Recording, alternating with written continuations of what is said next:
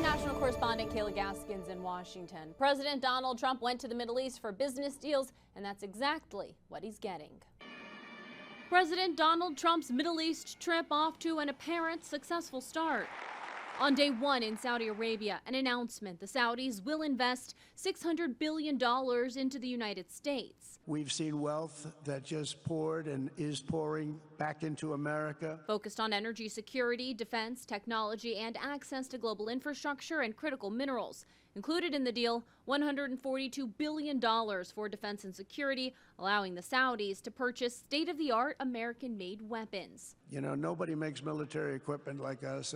We have the best military equipment, the best missiles, the best rockets, the best everything. Trump brought an array of cabinet members and business leaders along for the trip, including Elon Musk, who announced recently he's winding down his federal government role with DOGE. With the $600 billion investment commitment by the Saudis, the administration is more than halfway to their reported goal of securing $1 trillion worth of investments from the Gulf states.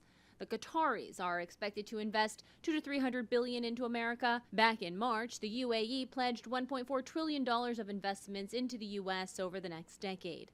Also during his speech Tuesday, President Trump announcing he'll lift sanctions on Syria in order to give them a chance at greatness. The move following the ousting of dictator Bashar al-Assad.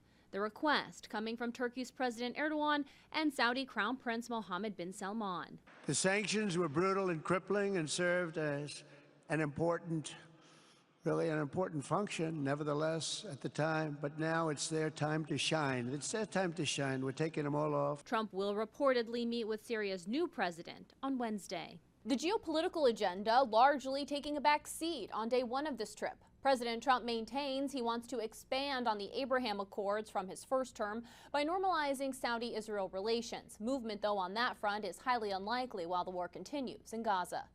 In Washington, I'm Kayla Gaskins.